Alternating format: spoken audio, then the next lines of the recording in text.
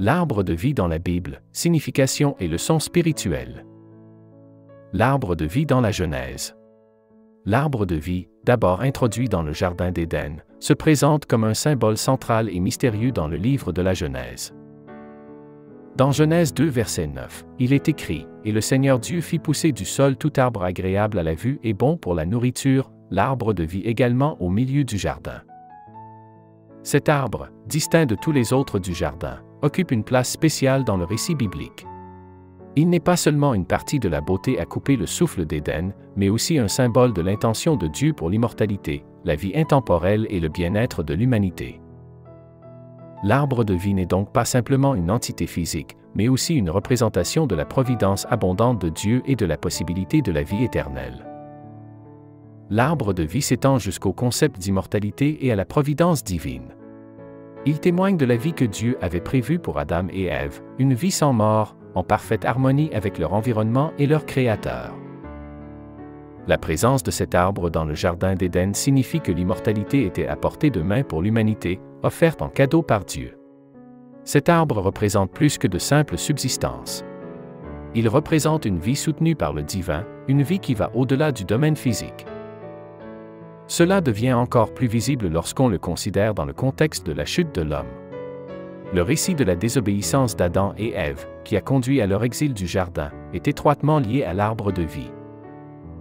L'histoire d'Adam et Ève et de leur expulsion du jardin d'Éden, qui incluait l'arbre de vie, est un moment clé du récit de la création dans la Bible, mettant en évidence les thèmes de la tentation, de la désobéissance et de la perte des bénédictions divines.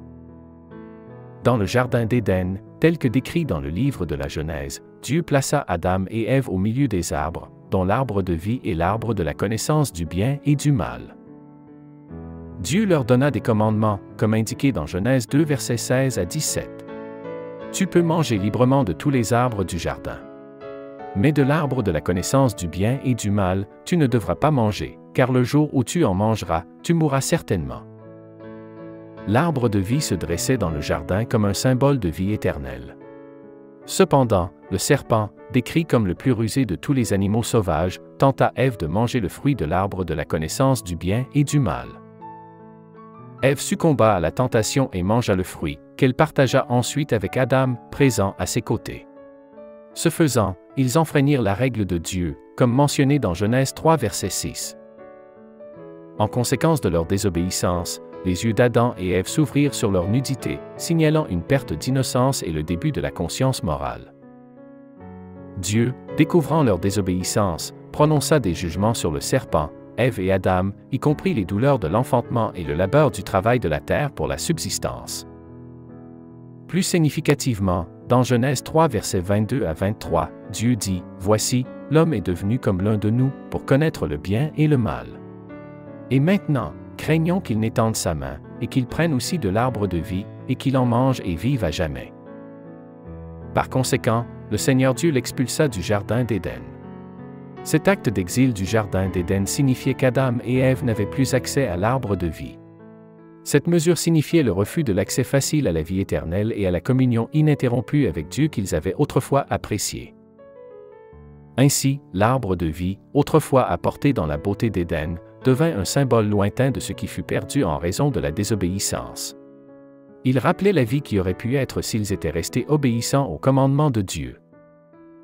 L'histoire du péché d'Adam et Ève et de leur expulsion subséquente de l'arbre de vie est un récit fondamental sur les conséquences de la désobéissance et la perte de la communion divine. L'arbre de vie et les chérubins, anges mentionnés à plusieurs reprises dans la Bible, occupent une place particulière dans le récit. Après que Adam et Ève furent chassés du jardin d'Éden, Dieu plaça des chérubins avec une épée flamboyante pour garder le chemin de l'arbre de vie. Genèse chapitre 3 verset 24, ainsi, Dieu chassa l'homme et à l'est du jardin d'Éden, il stationna de manière permanente les chérubins et l'épée avec la lame scintillante qui tournait dans toutes les directions, pour protéger et garder le chemin, l'entrée, l'accès à l'arbre de vie. Les chérubins sont les premiers de la hiérarchie angélique à apparaître dans la Bible immédiatement après la chute d'Adam et Ève. Après la grande chute d'Adam et Ève, nous rencontrons les chérubins.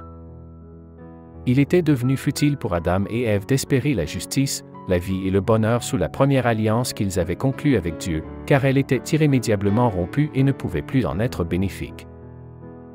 Dans ce passage, on relève la dernière référence historique au Jardin d'Éden dans la Bible.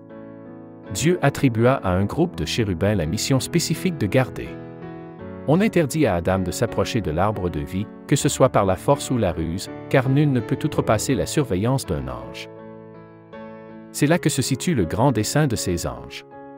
Il est vraiment fascinant de méditer sur l'émotion qui a dû remplir Adam lorsqu'il posa les yeux sur les chérubins pour la toute première fois dans l'histoire humaine. Imaginez sa surprise et son émerveillement en contemplant ces magnifiques êtres célestes, différents de tout ce qu'il n'avait jamais vu auparavant. La vue des chérubins aurait été une expérience bouleversante pour Adam, laissant une impression indélébile sur sa perception du monde qui l'entourait. Adam a-t-il ressenti un sentiment de crainte et de respect en contemplant la gloire et la majesté des chérubins, ou a-t-il éprouvé de l'appréhension et de la peur, ne sachant pas à quoi s'attendre de ces créatures d'un autre monde? Il est possible que son cœur ait été rempli d'un mélange de ces émotions alors qu'il luttait pour comprendre la grandeur de ce qu'il observait.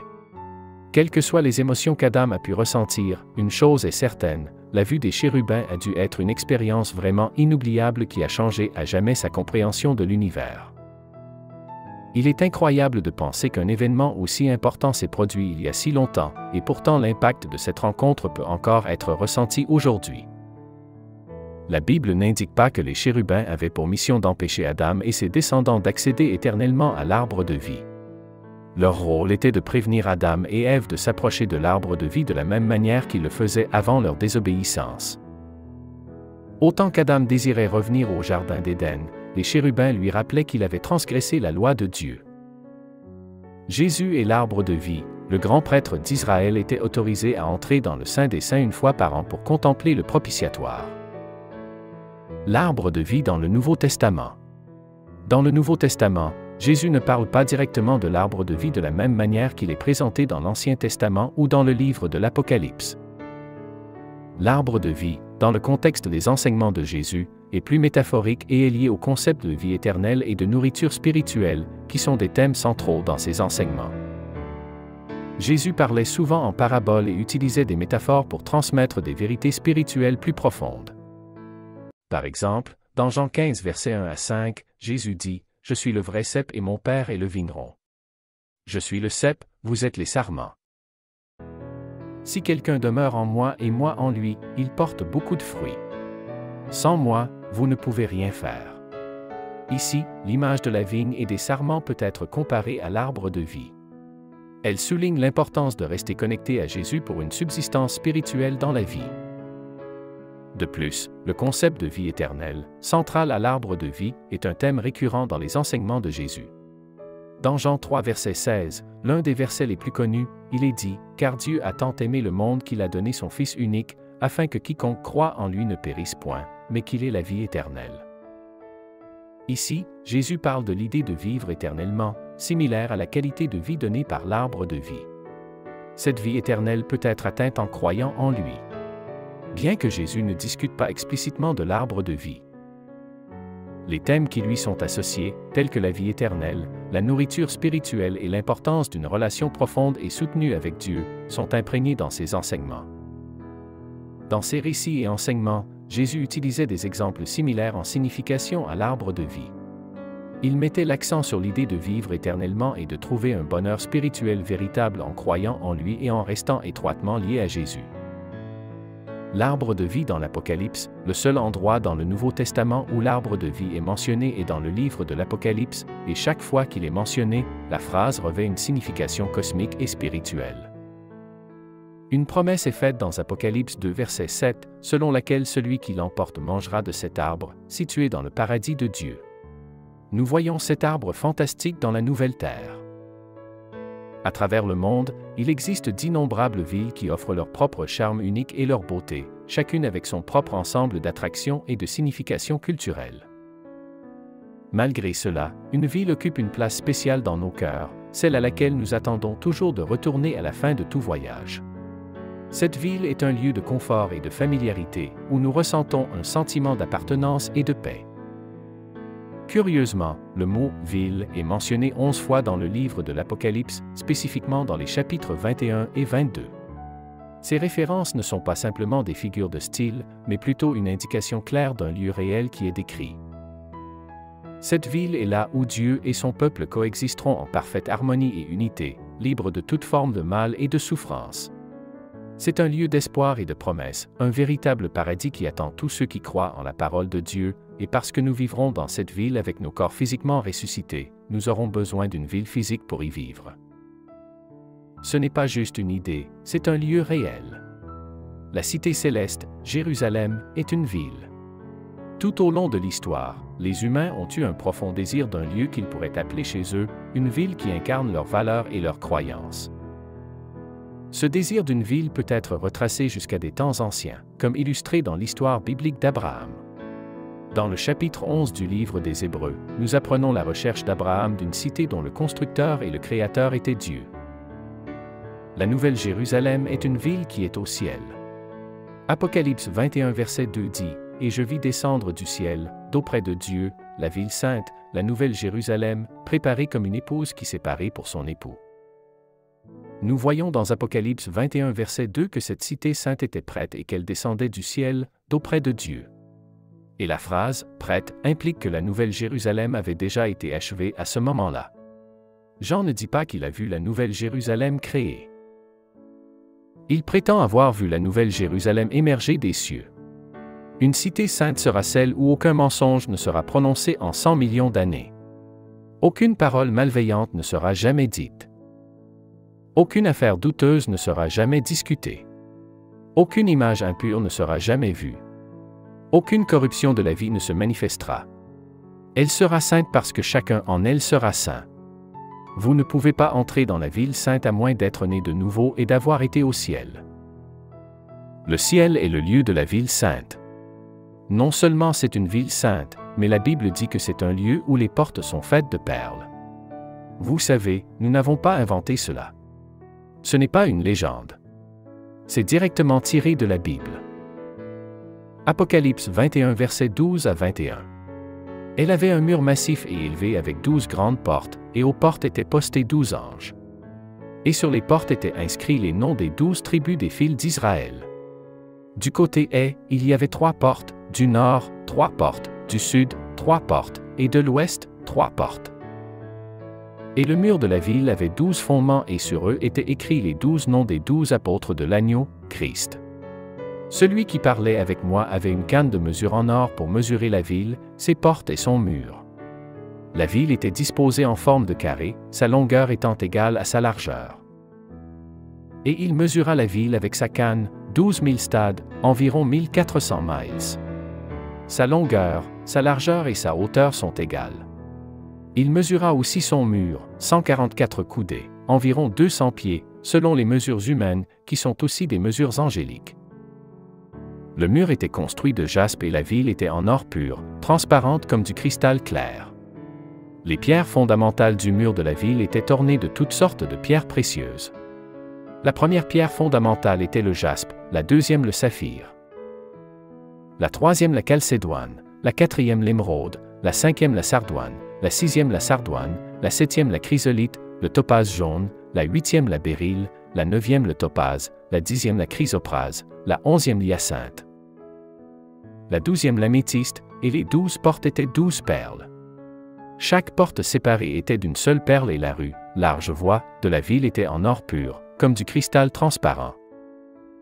Quand la Bible dit que cette ville reflète la lumière, ce n'est pas à partir d'une combustion matérielle. Ce n'est pas à partir de la consommation de carburant. La lumière du monde vient de l'agneau lui-même et il sera la lumière de la ville à ce moment-là. Pas étonnant que Paul ait décrit notre avenir de cette manière.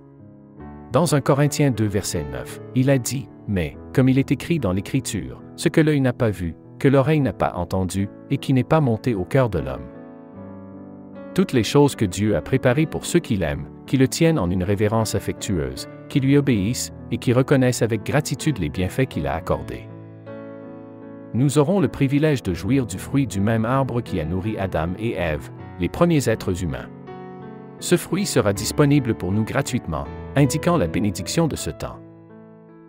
Apocalypse 2h7, que celui qui a des oreilles entende ce que l'Esprit dit aux églises.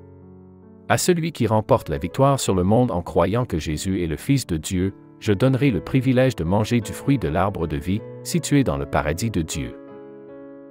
Dans Apocalypse 22, versets 1 à 2, l'arbre de vie est présenté dans la vision de la Nouvelle Jérusalem. Le passage déclare, « Puis l'ange me montra la rivière de l'eau de la vie, claire comme du cristal, coulant du trône de Dieu et de l'agneau, au milieu de la grande rue de la ville. » De chaque côté de la rivière, il y avait l'arbre de vie portant 12 récoltes de fruits, produisant son fruit chaque mois. Et les feuilles de l'arbre sont destinées à la guérison des nations. Cette explication crée l'image d'un arbre qui donne toujours la vie et est plein de fruits. Il a des pouvoirs de guérison et est situé à côté d'une rivière très claire qui provient du trône de Dieu. L'arbre de vie dans l'Apocalypse représente la vie physique, la restauration spirituelle et la vie éternelle. Sa réapparition dans le dernier livre de la Bible symbolise la restauration complète de ce qui a été perdu à Éden, marquant la fin de la malédiction du péché et de la mort. L'arbre symbolise le lien sans fin entre Dieu et les gens, représentant la vie éternelle que Dieu donne à ceux de la Nouvelle Jérusalem. L'emplacement de l'arbre de vie dans la Nouvelle Jérusalem, la cité céleste, est vraiment important.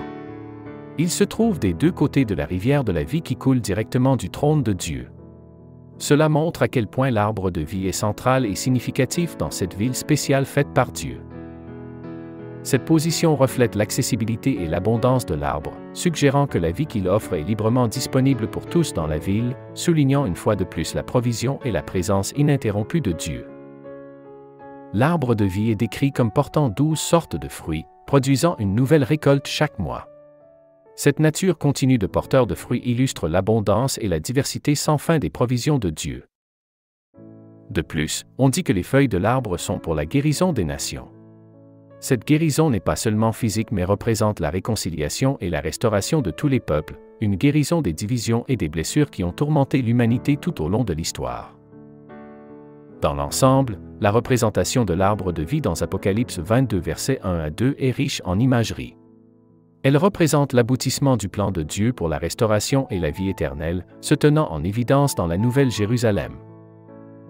Sa fructification continue et ses propriétés curatives signifient une abondance sans fin de vie et de réconciliation, marquant l'accomplissement de la promesse de Dieu de la vie éternelle et de la communion ininterrompue avec lui. La Bible s'ouvre avec la description d'un arbre de vie. Maintenant, nous voyons à nouveau l'arbre de vie.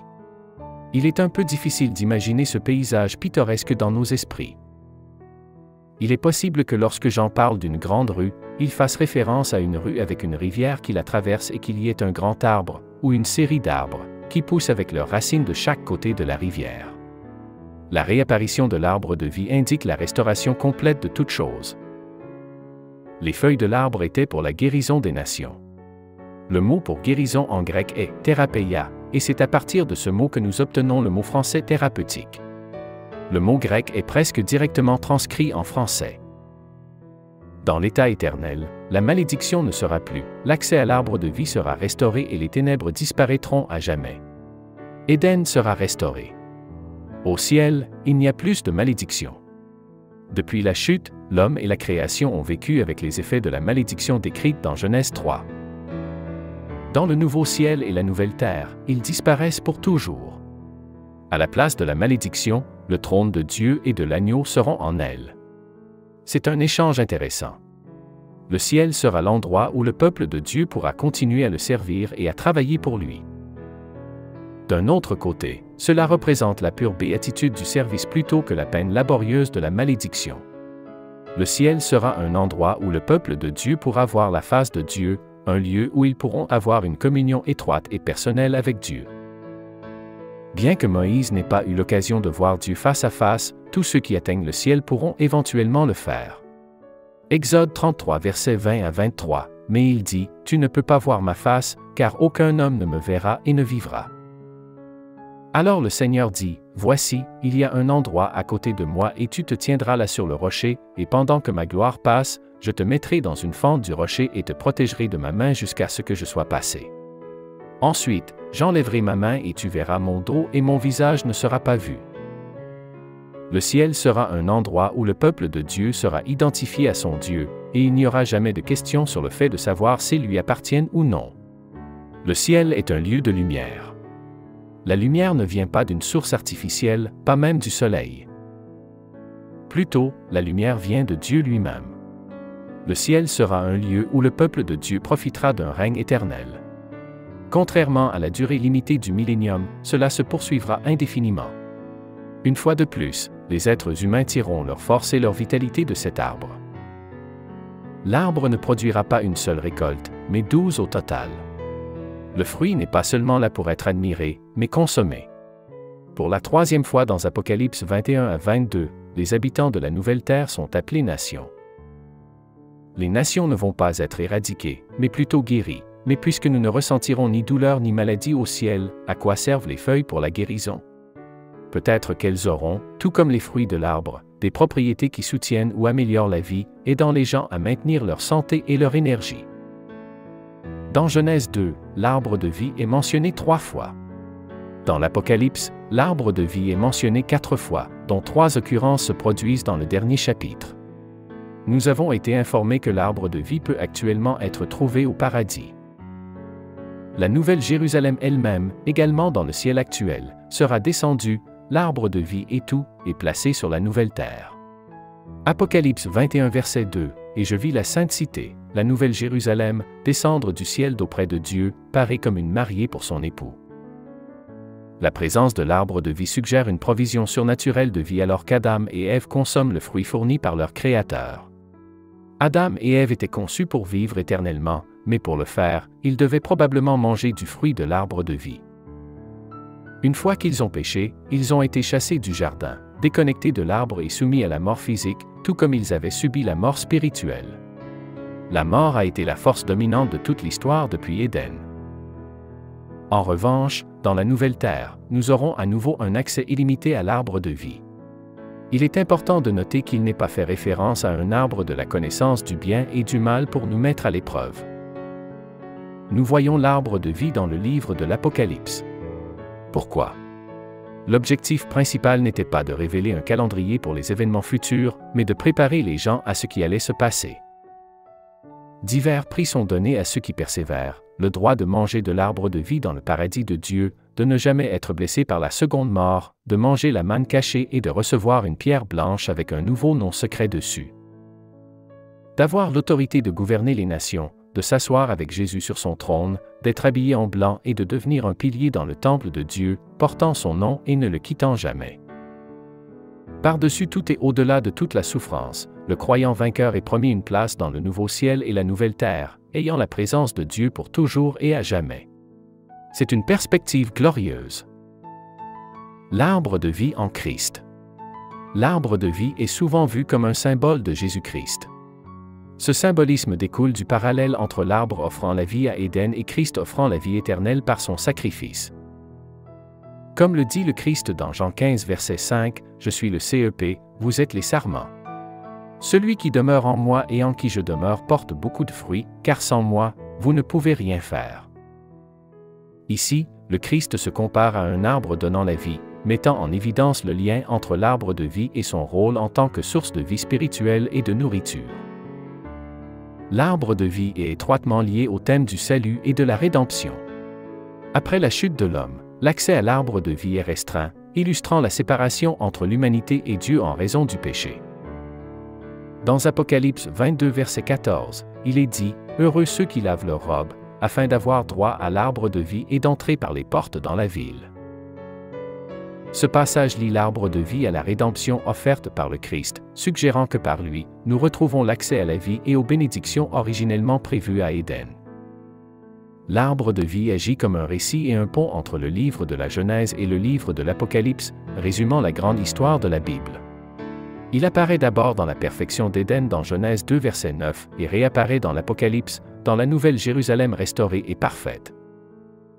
Cette dernière représentation de l'arbre de vie représente non seulement la restauration de ce qui a été perdu à Éden, mais aussi l'accomplissement ultime du plan de Dieu pour le salut et la vie éternelle par le Christ. L'arbre de vie tel que décrit dans la Bible porte un héritage durable qui va au-delà du temps et du récit, reliant le début et la fin de l'histoire biblique.